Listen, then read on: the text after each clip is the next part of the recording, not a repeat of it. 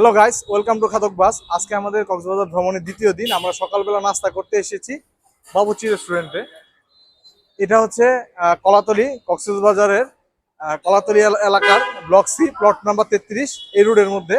আমরা এখন দেখি এদিকে কি কি আইটেম আছে, আমরা খেয়ে দেখি আমরা কি কি আছে। ছিমছামের মধ্যে বাবুর্চি রেস্টুরেন্টের ইন্টেরিয়রটা ছিল খুবই সুন্দর এবং পরিষ্কার পরিচ্ছন্ন, এবং তাদের সকালবেলা নাস্তা করার জন্য গেস্টও ছিল অনেক। এখন আমাদের খাবার চেখে দেখার পালা, তাদের খাবারটা কেমন হয় সেটা আপনাদের সামনে এখন শেয়ার করব। আমাদের নাস্তা টেবিলে চলে আসছে, এখন আমাদের খাবারের পালা। আমি একটু প্রাইসগুলো বলে দিচ্ছি। এই যে এরকম সাইজের একটা পরোটা দিবে, এটার প্রাইস হচ্ছে 20 টাকা। পরোটার সাইজ অনুযায়ী ঠিক আছে, 20 টাকা অনুযায়ী ঠিক আছে।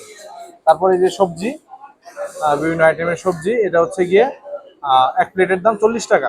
তো সবজিটা নিয়ে নিই, সবজিটা দিয়ে একটু টেস্ট করে দেখি, আপনাদেরকে বলি কেমন হয়েছে, নাস্তাটা কেমন হলো বাবুর্চি রেস্টুরেন্টের।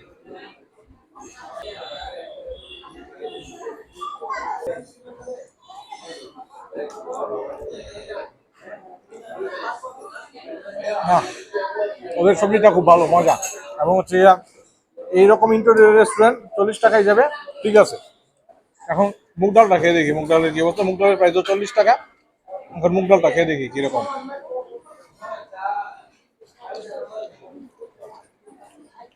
মুগ ডাল এরকম এক প্লেট দিবে, সেটার দাম হচ্ছে 40 টাকা। এখন মুগ ডালটা টেস্ট করার পালা, মুগ ডালটা টেস্ট করে দেখি। মুগ ডালের সাথে আবার এখানে চিকেনও পাওয়া গেছে।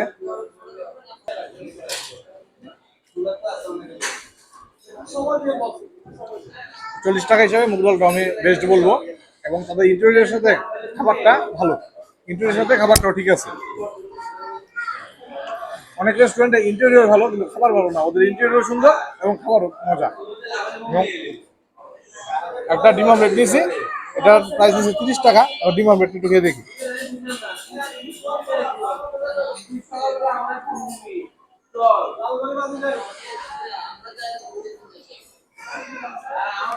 ডিম আমলেট নিয়ে আলাদা করে কোনো কিছু বলার নাই।